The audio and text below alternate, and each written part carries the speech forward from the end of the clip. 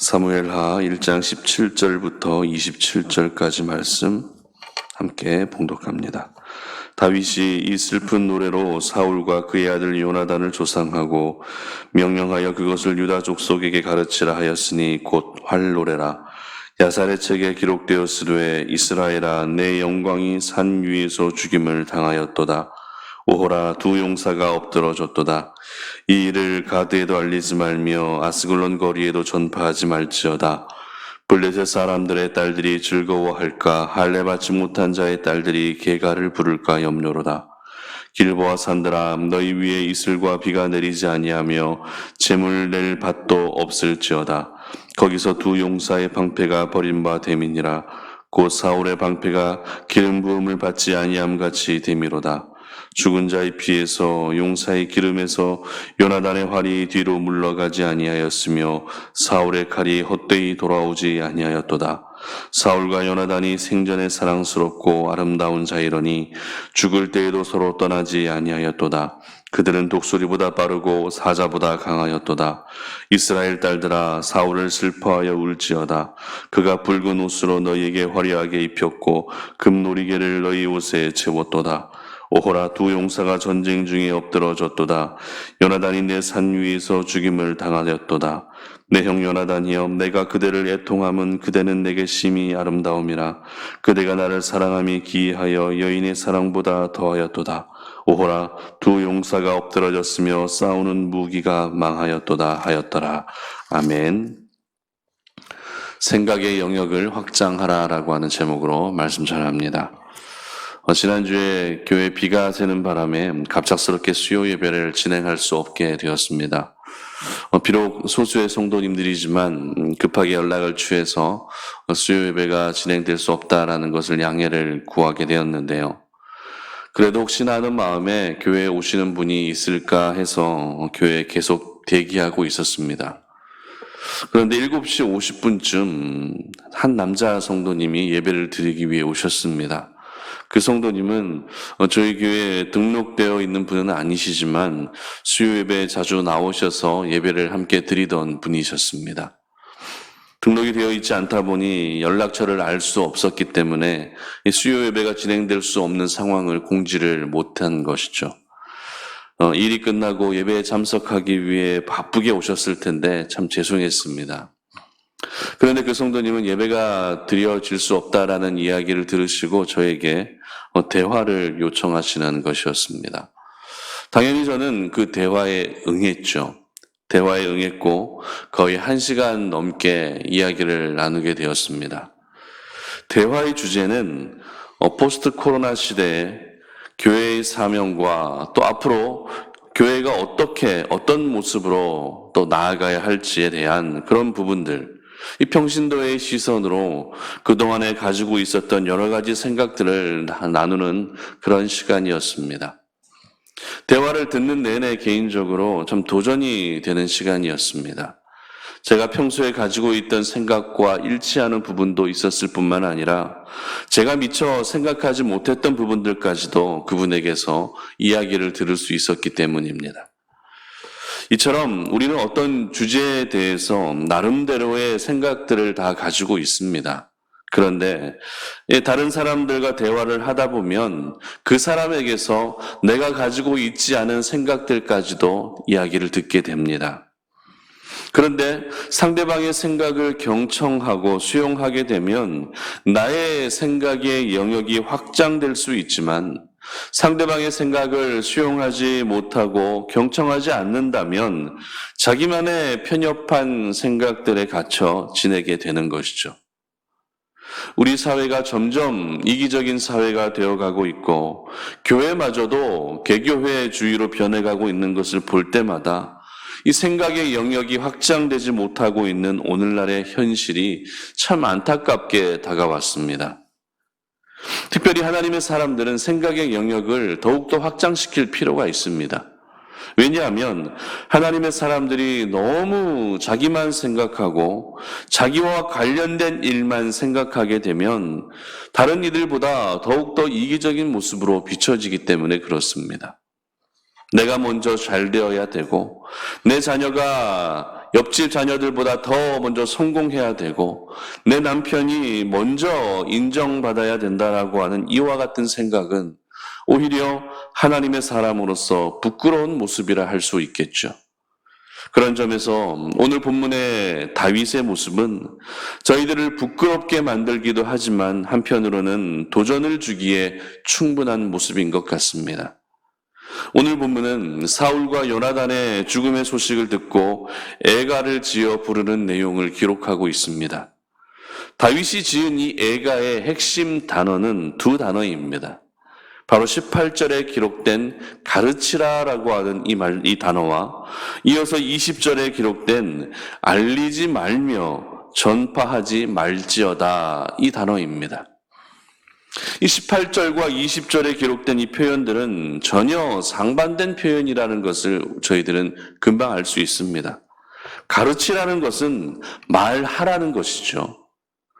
하지만 알리지 말라는 것은 침묵하라는 것입니다. 전파하지 말라는 것은 침묵하라는 것입니다. 그렇다면 왜 다윗은 이 애가를 지어서 백성들에게 말하는 것과 침묵하는 것에 대해서 함께 강조하고 있는 것일까요? 그 이유는 다윗은 생각의 영역이 다른 평범한 사람들과 달랐기 때문입니다. 무슨 말입니까? 다른 사람들이 생각하지 못하고 있던 부분까지 다윗은 생각하고 있었다는 것입니다. 그러므로 오늘의 말씀을 통해서 저희들 역시 생각의 영역이 확장될 수 있었으면 좋겠습니다. 오늘 첫 번째 저희들에게 주시는 메시지는 다윗은 나라와 민족을 생각했다라는 것입니다. 17절과 18절 말씀입니다. 다윗이 이 슬픈 노래로 사울과 그의 아들 요나단을 조상하고 명령하여 그것을 유다 족속에게 가르치라 하였으니 곧 활 노래라 야살의 책에 기록되었으되. 자, 다윗은 아말렉 청년으로부터 사울과 요나단의 전사 소식을 듣게 되죠. 충격을 받을 수밖에 없었을 것입니다. 그래도 하나님이 세우신 이스라엘의 왕이었고 요나단의 경우에는 누구보다도 사랑했던 친구 이상의 동역자였는데 그들이 죽었다는 것입니다. 다윗은 어제 본문에서 살펴본 것처럼 이 소식을 들은 후에 자신의 옷을 잡아 찢고 슬퍼하며 금식할 정도로 깊은 슬픔에 빠져들게 됩니다. 그리고 그 슬픔의 표현은 그것으로 끝나지 않고 오늘 본문에서 애가를 직접 짓게 됩니다. 그런데 애가를 지은 다윗이 사람들에게 했던 말을 주목할 필요가 있는데요. 어떤 말을 하고 있습니까? 방금 읽은 말씀에서 볼 수 있듯이 그것을 백성들에게 가르치라는 것입니다. 오늘 애가를 지었는데 그 애가를 백성들에게 가르치라는 것입니다. 단순히 애가를 지어서 혼자 슬퍼질 때마다 그 노래를 불렀던 것이 아닙니다. 그 애가를 백성들도 모두 알게 했고 또 부르게 했다는 것입니다. 그리고 야살의 책에 기록되었다고 기록하죠. 여기서 야살의 책이라는 것은 이스라엘 고대의 시집인데요. 위대한 인물을 기념하기 위해 시적으로 기록한 전쟁 이야기가 야살의 책입니다. 따라서 오늘 사울과 요나단을 기리며 불렀던 애가는 후대에게 계속 전해지고 또 전해졌다는 것입니다. 그렇다면 다윗은 왜 애가를 지어서 백성들에게 가르치라고 했을까요? 그 이유는 바로 나라와 민족을 염려하고 있었던 다윗의 마음이 반영되었기 때문입니다. 그래도 사울은 하나님이 세우신 이스라엘의 초대 왕이었습니다. 비록 여호와의 영이 떠나면서 보여주었던 사울의 모습은 부끄러운 모습들이었습니다. 하지만 그래도 왕은 왕입니다. 그리고 사울이 왕으로 등극한 후에 잠시나마 이스라엘을 잘 이끌었던 것을 백성들이라면 누구나 알고 있는 사실입니다. 그런 왕이 죽었다는 것을 백성들이 알게 되면 기뻐하기보다 나라의 미래를 걱정하며 근심에 빠질 수밖에 없었던 것이죠. 이제 누가 왕이 되어 우리를 이끌어갈 수 있나? 이 나라의 앞날은 도대체 어떻게 될 것인가? 이런 생각들을 하고 있을 수밖에 없다는 것이죠. 그러나 다윗은 사울의 죽음으로 나라의 분위기가 어떻게 전개될지를 정확하게 알고 있었습니다. 그래서 그가 결단한 것이 무엇입니까? 사울과 요나단의 아름다운 모습을 백성들에게 계속 기억에 남게 함으로써 이스라엘이라는 나라가 정신적으로 흔들리지 않게 해야겠다는 것이었습니다. 만약 다윗이 나라와 민족을 사랑하는 마음이 없었다면 이렇게까지 하지 않아도 됩니다. 오히려 자신이 왕으로 오를 수 있는 기회라 생각하고 사울과 요나단의 죽음을 이용할 수 있었을 것입니다. 그러나 다윗은 자신이 왕으로 등극하는 것보다 더 중요한 것이 나라와 민족이 사울과 요나단의 죽음으로 흔들리지 않게 하는 것이었습니다. 이것이 바로 나라와 민족을 늘 생각하고 있었던 다윗의 넓은 생각의 영역이었던 것이죠. 그렇다면 여러분은 나라와 민족을 얼마나 생각하고 계십니까? 혹시 이 나라가 어떻게 되는지 전혀 관심 없고 오로지 나만 잘 된다면 된다라고 하는 이런 생각들을 가지고 계시지는 않으십니까? 아니면 나라와 민족을 생각할 생각조차 하지 않고 계시지는 않으십니까? 여러분, 오늘 이 아침에 누구보다도 하나님의 사람들은 나라와 민족을 가장 생각하고 있어야 된다라는 것을 기억하시기를 바랍니다. 애국이 무엇입니까? 무조건 촛불을 들고 무조건 국민청원에 글을 올리는 것이 애국이 아닙니다. 정말 애국은 나라와 민족의 죄악을 품고 기도하는 것이며 이 나라를 살려달라고 기도하는 것이 애국인 줄 믿으시기를 바랍니다. 나라가 잘 되어야 우리 개인도 잘 되는 것입니다. 나라가 평안해야 우리의 가정도 평안해지는 것입니다.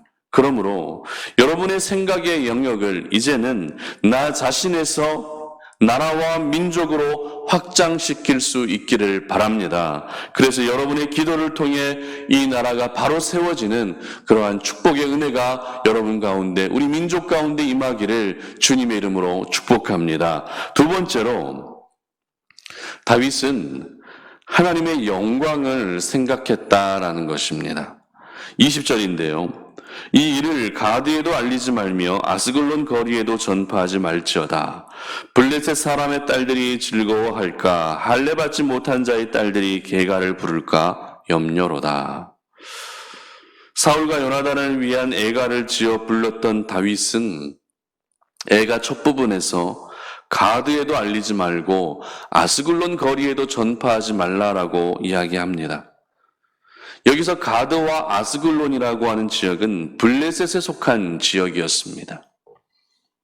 따라서 다윗은 사울과 요나단의 죽음의 소식을 블레셋에 알리지 말고 전파하지 말라고 했던 것입니다.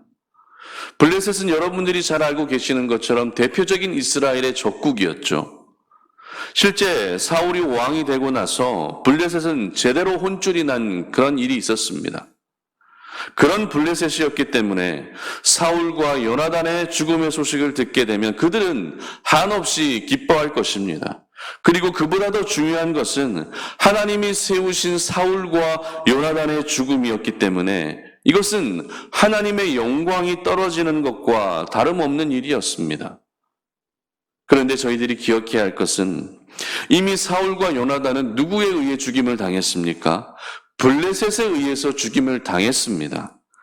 그렇다면 블레셋 사람들은 사울이 이미 죽었다는 것을 알고 있는 상황이었죠. 그럼에도 왜 죽음을 알리지 말고 전파하지도 말라고 했던 것일까요? 이미 블레셋 사람들은 사울과 요나단의 죽음을 이미 다 알고 있습니다. 그런데 왜 다윗은 애가를 지어서 백성에게 가드에도 알리지 말고 아스글론 거리에도 전파하지 말라고 이야기했던 것일까요? 그 이유는 블레셋이 자기들끼리 이야기하는 것은 어쩔 수 없는 일이지만 이스라엘 백성들의 입에서 왕이 죽임을 당했다는 이야기가 나오는 것은 하나님의 백성으로서 패배의식에 사로잡힐 수 있는 것이기 때문이었습니다. 그리고 그렇게 왕의 죽음의 소식이 블레셋 사람들에게로 계속 전해지게 되면 그들은 비웃을 것을 뻔합니다. 그것은 결국 하나님의 영광을 높이는 행위가 아니라 하나님의 영광을 떨어뜨리는 행위가 되고 마는 것이죠. 이것이 바로 다윗의 생각의 영역이었습니다. 사울과 요나단의 죽음이 인간적으로도 큰 슬픔이긴 하지만 이로 인해 하나님의 영광이 땅에 떨어지게 될 것을 더 우려하고 있었던 것입니다.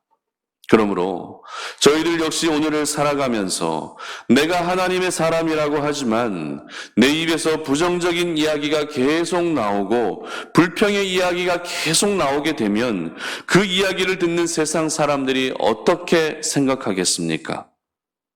예수 믿는 사람이 왜 이렇게 부정적이냐고, 예수 믿는 사람이 믿음은 안 보이고 걱정만 많다고 하는 이런 말들이 나오지 않겠습니까? 그러면 결국 내가 한 말로 인해 하나님의 영광은 땅에 떨어지게 되는 것입니다. 그래서 하나님의 사람들은 세상 속에서 말하는 것뿐만 아니라 행동하는 것도 정말 신중해야 됩니다. 아무 생각 없이 했던 그 말 한마디, 별 의미 없이 보여주었던 그 행동 하나가 하나님의 영광을 완전히 떨어뜨리는 결과로 이어질 수 있는 것입니다.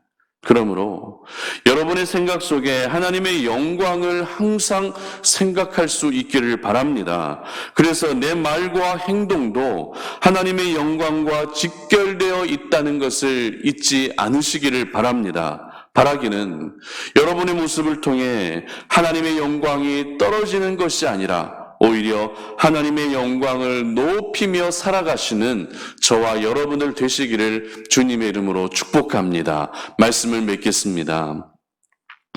다윗은 오늘 사랑하는 사람을 잃은 큰 슬픔 중에 있었지만 그런 중에도 그의 생각의 영역은 평범하지 않았습니다. 사실 이 애도하는 가운데 나라를 생각하고 하나님의 영광까지 생각한다는 것은 결코 쉬운 일이 아닙니다.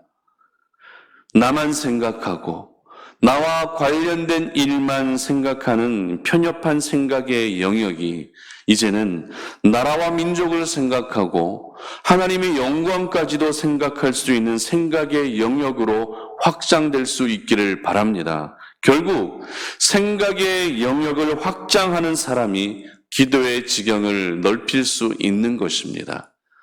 늘 편협한 생각 속에 늘 자기 자신만 알고 자기 자신만 생각하는 사람은 기도는 해도 그 기도의 내용이 어떻습니까? 자기 기도만 하게 된다는 것입니다. 하지만 하나님의 나라를 생각하고 이 나라와 민족을 생각하고 하나님의 영광까지도 생각하는 사람의 기도는 다릅니다. 이 나라와 민족을 위해 기도할 뿐만 아니라 하나님의 영광을 위해서 항상 간구하는 그런 기도가 나올 수밖에 없는 것입니다. 그러므로 여러분 모두가 좁은 생각의 영역에 갇혀 있지 마시고 생각의 영역을 넓히셔서 여러분을 통해 나라와 민족이 살고 하나님의 영광까지도 높일 수 있는 그런 하나님의 사람으로 살아가시기를 주님의 이름으로 축복합니다. 기도하겠습니다. 하나님 아버지 감사합니다. 오늘 이 아침에 우리가 주의 말씀을 듣고 그 말씀을 의지하여 나아갑니다. 오늘 하루도 우리가 살아갈 때 생각의 영역을 더욱더 확장하며 살아가기를 원합니다. 늘 나만 생각했고 우리 가정만 생각했고 나와 관련된 일만 생각했던 우리의 그 좁은 생각의 영역이 오늘 하나님의 말씀을 통해 더욱더 확장될 수 있도록 도와주시기를 원합니다. 사랑하는 이를 떠난 슬픔 중에서도 나라와 민족을 생각했던 다윗입니다. 그 슬픔 가운데에서도 하나님의 영광을 생각했던 다윗입니다. 저희들 역시 내 가족만 나의 일만 생각하는 것이 아니라 나라와 민족을 생각하며 하나님의 영광까지도 생각할 수 있게 하시고 그래서 우리의 기도의 지경까지도 넓어질 수 있는 그러한 은혜를 허락하여 주시옵소서. 감사드리며 예수님의 이름으로 기도드립니다. 아멘.